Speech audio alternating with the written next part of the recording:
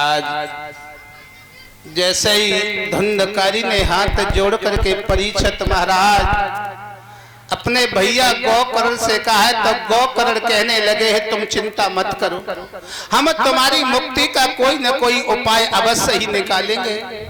उसी समय गौकर्ण ने क्या काम किया है परीक्षित महाराज,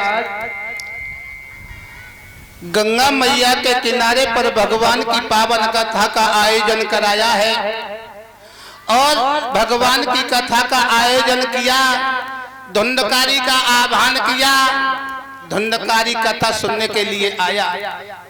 लेकिन कथा सुनने के काज तो आओ, लेकिन परीक्षित महाराज भगवान की कथा को एक चित्त होकर के नहीं सुन पा रहा था।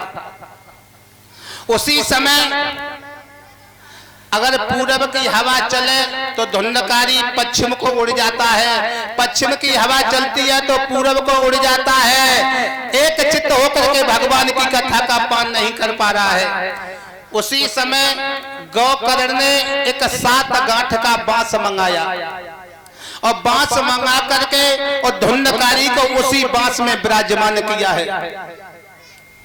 पहले दिन की भगवान की पावन कथा चली महाराज जी, एक ग्रंथि चटक गई और दूसरे दिन भगवान की कथा को सुना है तो दूसरी ग्रंथि चटक जाती है। धीरे धीरे 7 दिन में 7 ग्रंथि चटक जाती हैं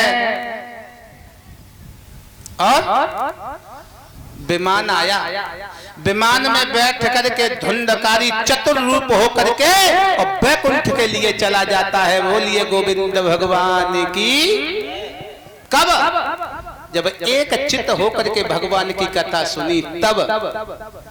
और लेकिन अब भगवान की कथा में बैठे हो, पता नहीं घर का तारा हमने लगाया है कि नहीं लगाया है, घर से कोई कुछ निकाल ना ले, बच्चे कहाँ घूम रहे होंगे, तो स्थूल शरीर से तो भगवान की कथा में बैठे हो, लेकिन ये मन भाग रहा है और ये मन बड़ा ही चंचल होता है परीक्षित महाराज। मन के मते न चालिए, मन के मते अनेक, और जो मन पर असवार है वो साधक कोई एक। मन को बस में करने वाला कोई एक ही सूर होता है, और जिसने अपने मन को बस में कर लिया उसका जीवन में कल्याण ही कल्याण हो जाता है। प्यारे भक्तों, आज इस तरह से धुंधकारी का उद्धार हुआ है। लेकिन परीक्षित महाराज विद्वानों ने बड़ा सोच समझ के लिखा है कि धुंधकारी को बताते हैं कि मुर्दे के हाथों का भोजन करता था। धुंधकारी मुर्दे के हाथों का, और ये मुर्दे के हाथ कौन से बताए हैं परीक्षित महाराज? मुर्दे के हाथ जिन हाथों से कभी न तो दान दिया हो, जिन हाथों से पूजा न की हो, और जिन हाथों से माता पिता की सेवा न की हो, ऐसे हाथ मुर्दे के हाथ बताए हैं। मुर्दे के हाथ। अरे परमात्मा ने ये सुंदर हाथ दिए हैं, क्यों दिए हैं? का दारू का पैक बनाने के लिए नहीं, सिगरेट में धुआं उड़ाने के लिए नहीं दिए हैं। माता पिता की सेवा करो। और सही बताइए जी, हमारी जितनी भाई नई पीढ़ी है, कितनी सेवा है रही है माता पिता की? नहीं हो रही है। क्यों नहीं हो रही? और गांव गांव में कथा चलती है, इतनी कथा चल रही है, लेकिन फिर भी सुधार नाम की कोई चीज नहीं है। क्यों? सुधार है कैसे जाएगा? पपीता मजेदार यार तेरी बगिया में, ये भगवान की कथा में गीत चलेंगे तो सुधार नाम की चीज कभी नहीं होगी। भाई पैसा खर्च करते हो, भगवान की कथा होती है, तो कम से कम कथा में ज्यादा मत सीखो। एक शब्द केवल अपने जीवन में तुमने उतार लिया, फिर भी तुम्हारा कल्याण निश्चित है। ये दावे के साथ हम कहते हैं। बताते हैं कि धुंधकारी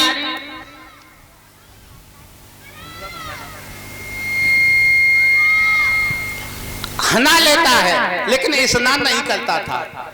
हनाने में और स्नान में भी अंतर बताया है परीक्षित महाराज।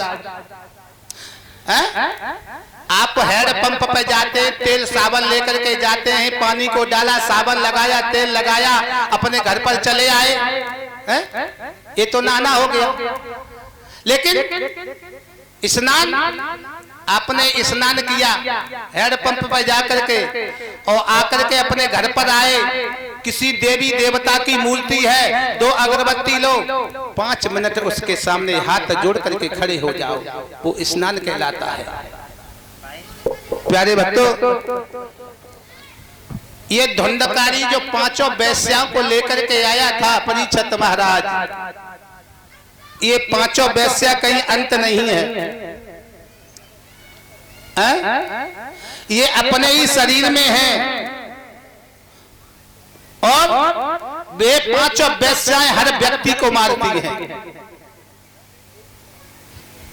और 5 वैश्याएं बताई है परीक्षित महाराज कि शब्द, स्पर्श, रूप, गंध और रस, ये 5 वैश्याएं हैं। और बताया है परीक्षित महाराज, धुंधकारी जो 7 गांठें चटकी, वो 7 गांठें तुम्हारे शरीर में हैं, हर एक इंसान के शरीर में होती हैं वो 7 गांठें। अगर तुमने अपने जीवन में एक भी ग्रंथि को चटका लिया तो कल्याण निश्चित हो जाएगा। और वे 7 गांठें कौन सी हैं? काम, क्रोध, लोभ, मोह और मत्सर और अविद्या, ये 7 गांठें होती हैं। और जब तक ये गांठ नहीं चिटकेगी परीक्षित महाराज, और तब तक उद्धार होने वाला नहीं है। 1-2 लाइन का भगवान का कीर्तन, आगे कथा।